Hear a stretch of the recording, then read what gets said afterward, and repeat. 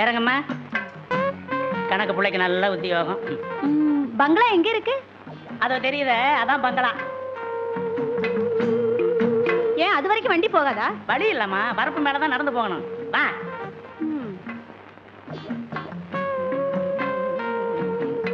ஆமா, உயரமா நிக்கிறது கூட ஐயாவது தான் கரும்பு. இப்படித்தான் போகணுமா? வேற வழியே இல்லையா? நீ வந்துட்டீல, ஐயா வழி பண்ணிடுவாரு. வா வா.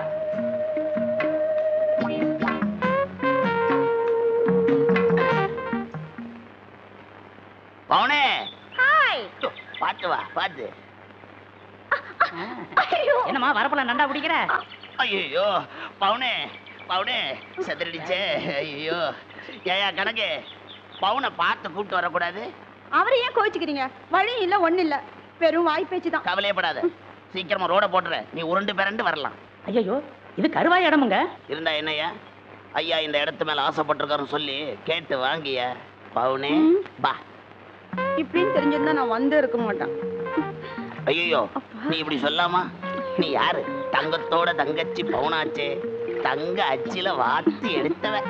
முதலாளி பார்த்து வைங்க காலை. கருவாயா? அட கணக்கு பிள்ளையா, வாங்க வாங்க. உன்னை பார்க்கத்தாப்பா வந்தேன்.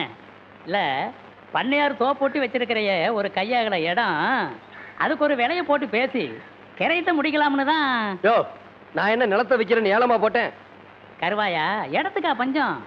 இதை வித்துப்பட்டு வேற ஒரு இடத்துல வாங்கிக்கிறது. இருக்கிறத விட்டுட்டு பறக்கிறத பிடிக்க சொல்றியா? நல்ல ஆளியா?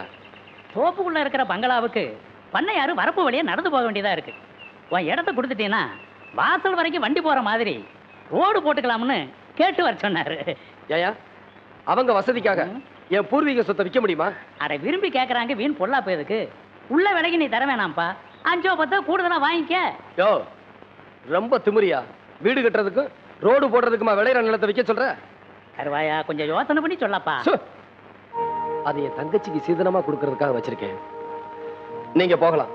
கருவாயா, போறப்பா. கபட்டையில் அடிச்சு கண்ணை கலைக்கப்படாத.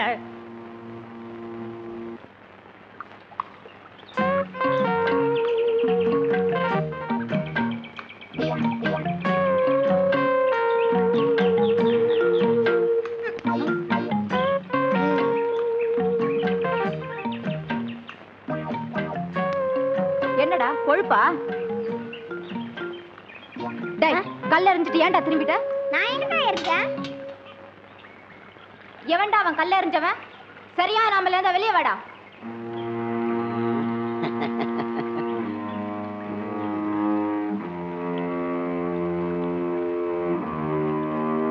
தள்ளிவிடா. ஐயோ, விடு. சரியான ஆம்பளையான்னு கேட்டியே. புள்ள பூச்சி கத்துடி, நல்லா கத்து.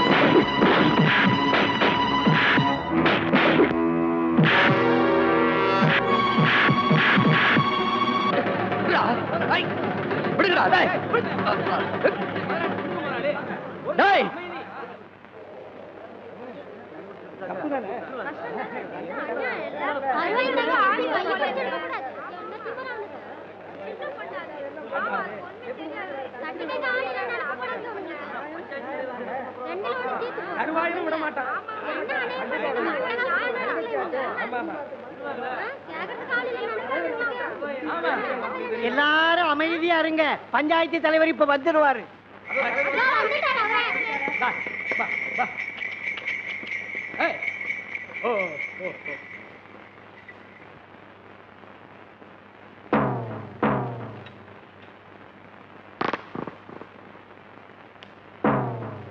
அண்ணே வாங்க, பஞ்சாயத்துல உங்களுக்காக எல்லாரும் காத்துக்கிட்டு இருக்காங்க.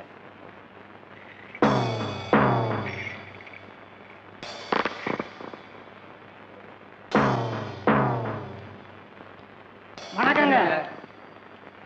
வணக்கம் வணக்கம்.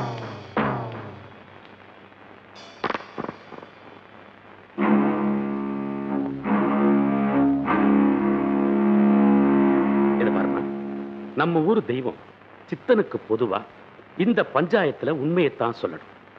தம்பிதுரை உன் கைய பிடிச்சு இழுத்தது உண்மையா? ஏன்பா, நீ அந்த பொண்ணு கைய பிடிச்சு இழுத்தியா? இல்லண்ணே, அது வந்து அண்ணன் தம்பி உறவெல்லாம் வீட்டோட, இது பொது இடம். இங்க கேட்டதுக்கு மட்டும்தான் பதில் சொல்லணும்.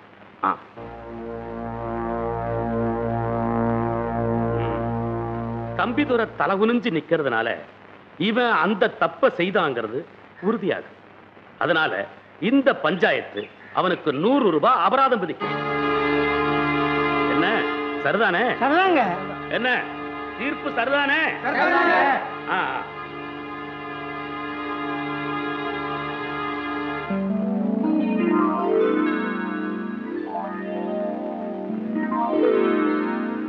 எதுக்குப்பா இந்த 400 ரூபாய்?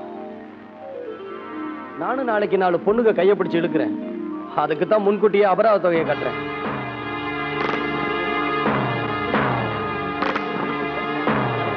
தருவாயா, பஞ்சாயத்து கூடி பேசி விவகாரத்தை பைசல் பண்ணியாச்சு. இப்ப நீ பேசுறது திகுடு முகடான சமாச்சாரம்.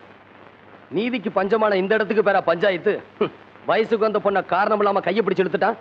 நாளைக்கு அவளை எவையா கட்டிக்கிடுவான்? நீங்க பாட்டு தலையாட்டிட்டீங்க. நான் ஊருக்குள்ள தலை நிமிர்ந்து நடக்க வேண்டாம், அதுக்காகத்தான் அப்படி செஞ்சேன். கருவாயா, பஞ்சாயத்து சொல்றத கேளப்பா. பெருசு, என் தங்கச்சி உன் பேரனுக்கு கட்டி கொடுக்க நான் சம்மதிக்கிறேன். நீ சம்மதிக்கிறியா? ஏயா, என் தங்கச்சி உங்க வீட்டு மருமகளை ஏத்துக்க மாட்டேங்கிறீங்க. நாளைக்கு அவளை எவையா கட்டிக்கிடுவான்? அது இந்த பஞ்சாயத்து யாராவது கேட்டீங்களாயா? சரிங்க, நமக்கே அந்த வம்பு.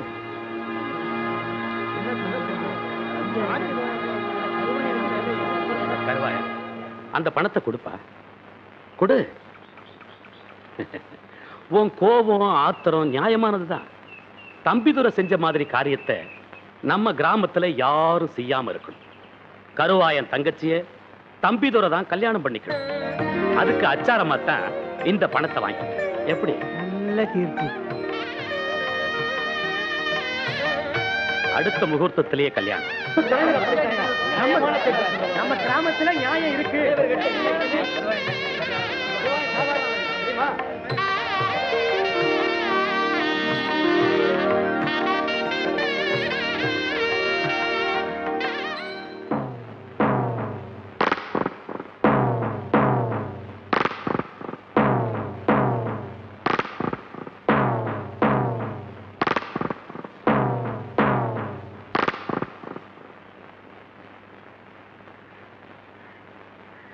என்னங்கடா எல்லா பயிலும் தலை குறிஞ்சிட்டு நிக்கிறீங்க?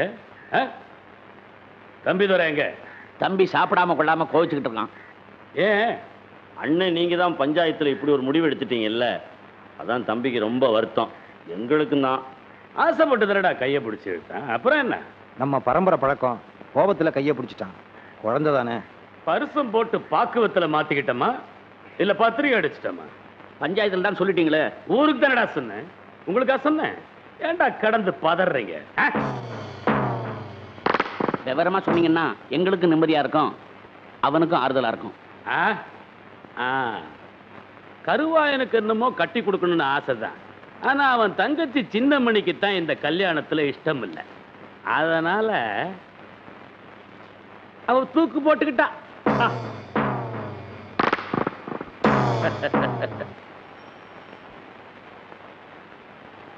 பாட்டி, வந்துட்டியா? ஒரே தங்கச்சின்னு வசதியான வேலையில எடுத்துட்டியா? ஆமா, நான் சொன்னதெல்லாம் கட்டி வச்சிட்டியா? கட்டுறப்பா கட்டுறேன். அதுக்காகத்தானே இருக்க. சின்னமணி வசதியான இடத்துல வாக்கப்பட போற. அது சரி, நம்ம கல்யாணம் எப்பா? நமக்கா? கேட்கறவங்க தப்பா நினைக்க போறாங்கத்தா. என்ன மாதிரி எல்லாம் வாகா வழியா பொண்ணு அமையுதுன்னா கஷ்டம்டா. வயசு 60 இன்னும் நினப்பு 20 இருக்கு பாத்தியா? பொக்குன்னு கட்டி கொடு, பொழுது போறதுக்கு முன்னாடி ஊருக்கு போகணும். ஓகே, எங்க ஊர்ல கூத்து இருக்கு.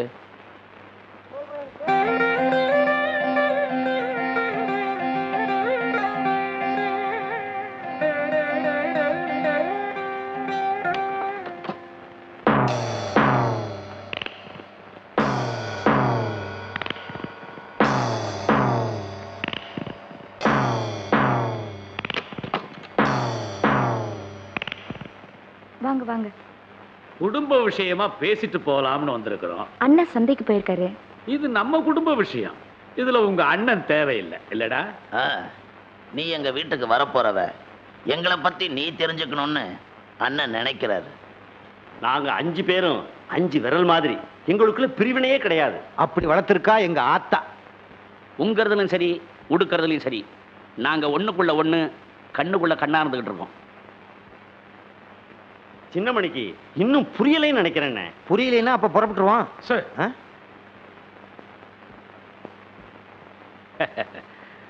அந்த வாழைப்பழத்தை எடுமா.